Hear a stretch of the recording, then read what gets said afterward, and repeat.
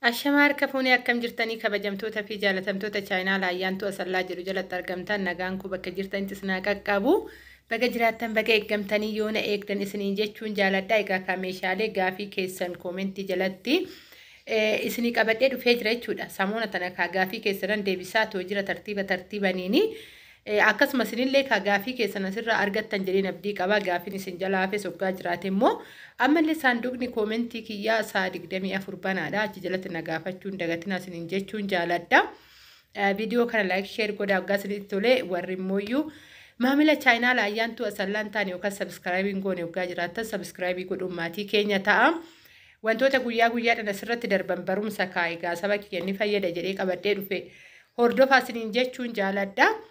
Akkasuma warri turtiin afaan gootanillee hedduu tokko galatooma oolmaa guddaan irraa qabdanii isiniin jechuun jaaladha. Kabajamtoota fi jaalatamtoota chaayinaa laayyaantu asallaa dhugaan isiniin jedha keessattuu warroonni yaada gaggaarii naa barreessaa jirtan guyyaa guyyaadhaan hedduu tokko galatooma isiniin jechuu jaaladha. Oolmaa guddaan irraa qabdanii jaalallee onnee koo keessan isinii qaba jechaa tokko egaa har'a waa'ee isinii rakabooti isa ibsaa qabu amma dhiyoo kana dhufee fi abbaa gadaa dhiyoo kana keessa dhufee gaafii na gaafattanii turtanii isa sankaa tartiibaniin meeqa wanni isiniin isaa kun amma fakkeenyaaf isiniin asitti argaa jirtan kan abbaa gadaatii miti garuu isiniin inni kan ibsaa qabu amma as jalatti kan jiru sahaanii kana jalatti kan jiru kuni kan ibsaa qabudha.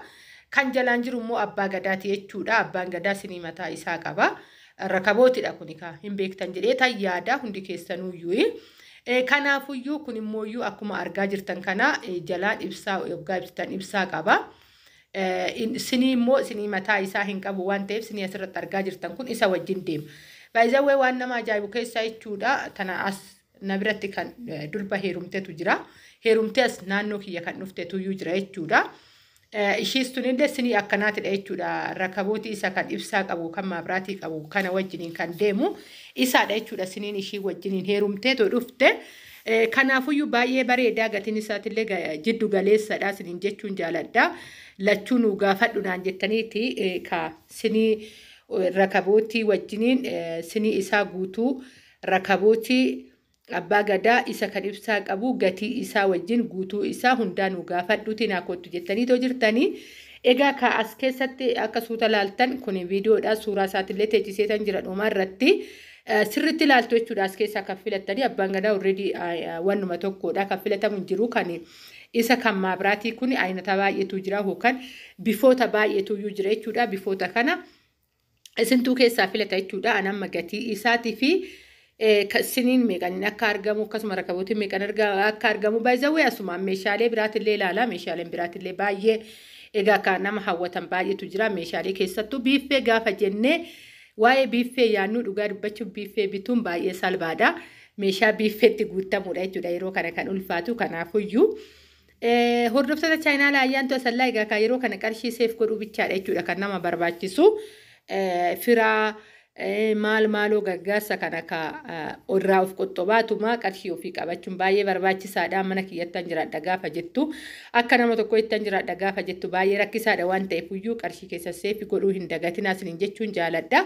Meeshaaleen baay'ee kwaalitii kan ta'anii bakka bakkatti guutaniitoo jiru bakkuma hunda qarshiillee qarshii wal madaaladha dhugaa dubbachuuf jechuudha akka meeshaalee biraatiin. Ani garuu akka kootitti qarshiin isaa qarshii wal madaaladha jedhee tan fudhadhasi waan jettan hin beektanii hin beeku jechuu kooti soorii. Egaa akka jecha waan kootitiif jechuudha waan jedhe isin waan jettan hin beeku jechuu kootidha. Ani garuu akka kootitti qarshiin isaa baay'ee madaalamaadha jedhee tan fudhadha. Egaa akka qarshii isaa tan isiniif hima. Isiniin jechuun jaaladha barreeffadhee tan qabadhe qarshii isaa achumatti abbuma gaafadhee tun isiniin jedha. Egaa akkuma argaa jirtan kunuuti kan abbaa gadaa isiniin isaa kana fakkaataa baay'ee bareeda dhugaa. Simboo qaba mana keessatti dhiyeeffattee yeroo ati teessu guyyaa ayyaanaa keessattuu namoonni baay'een keessattuu shamarran amma dhiyeenya kana heerumaatoo jiran jechuudha. Kana qabataniitoo heerumu jechuudha abbaa gadaatiin amma heerumaa jiran isaa fi kan ibsaa qabu kun baay'ee amma sirritti wanni jechaa jira jechuudha biyya keenya keessatti. Warroonni heeruman rakabootii lama isa ibsaa kanaa fi isa kan abbaa gadaatiin heerumaatoo jiru isiniin jechuu jaaladha. Kanaafuu mana keessan keessatti isinillee hiriyoota teessan biyya keessatti heerumte wajjiniin wal fakkaattanii jiraachuudhaaf dirqama mana keessan guuttachuun on kana jedhu immoo dirqama namni tokko kana godhateef kana godha osoo hin ta'in waan humna keenyatiin ol jiraachuu osoo hin ta'in humna keenya waan wal fakkaatuun jiraachuu fi kana gaafiidhaan isin qabadhee dhufe isin jechuu jaaladha. Kabajamtoota hordoftoota chaayinaa laayyaantu asallaa egaa ka meeshaaleen kana fakkaataa meeshaalee biraatti illee nu gaafadhu jirtan saanduqa koomentii jalatti naa barreessa isiniin jechuun jaaladha. Meeshaaleen guyyaa har'aa kana fakkaatu egaa haga kana waa'ee meeshaalee dubbadde egaa waa'ee hojiitillee hin daganne waa'ee hojiitillee odeeffannoo tokko isiniif qabadhee dhufa samuunatti isiniin jechuun jaaladha. Gaafii koomentii tan jalaa baasa jedhee tananii isarra turaatu jira tokkoon isaa jechuudha. Achirraan kan hafes immoo wantoota adda addaa oduu haarawaa biyya keessa jiran waa'ee hojiitiin jechuudha. Waan biraa osoo hin ta'in waa'ee hojiitiin hojii yookaan immoo wantoota daldalaa wal qabate waan tokko oduu isiniifan qabadhee dhufa. Egaa kaa dura gaafii koomentii tan xumura hidhee tananii jaaf qalbii keessa irraa naambisaan isiniin jedha. Amma siniin abbaa gadaa abbaa wanni sinii 12 kaadha. Sinii 12 achitti hin guutu baay'ee guddaadha. Xiqqaanis ni jira baay'ee garuu guddaa kanatu iyyuu filatamaadha ijaa ta'ee fi sinii 12 wajjiniin 2,300 jechuudha abbaan gadaa. 2,300 sinii 12 wajjin abbaan gadaa baay'ee gaarii dheedheeta fudhadhaan. Gatiin isaa wuddiidha jedhee fudhadhu jechuudha. Sababni isaa meeshaalee gabaa baanee nuti shunkurtiittu kanaan binnee galla jechuudha. Mana kiyyan guuttadha. Shunkurtii gaafette zambiilittuu bitattee galuudhaaf kanneen itti guuttadha kanneen jechuudha kan itti baastu. Egaa kana fakkaata baay'ee wuddii miti 2,300 akka kootitti akka ilaalcha ayyaantu asallaatti si waan jettan kaamooyyuu hin beeku isiniin jechuun jaaladha. Kana fakkaata.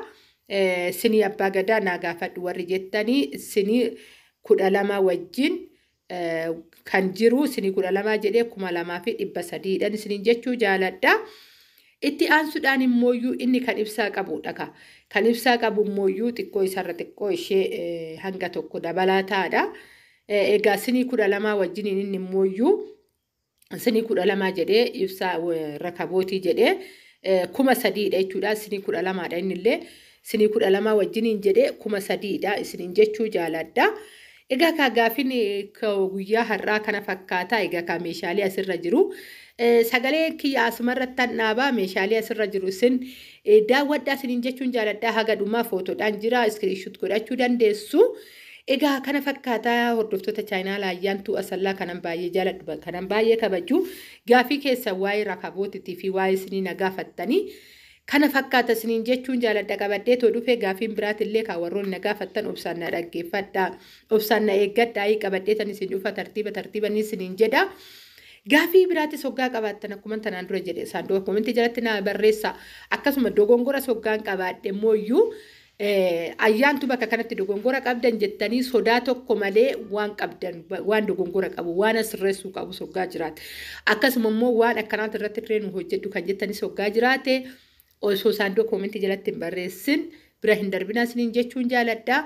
Egaa haga viidiyoo biraatiin walitti deebinutti nageenyi keessan bakkuma jirtanitti isiniif haa baay'atu isiniin jechuun jaaladha.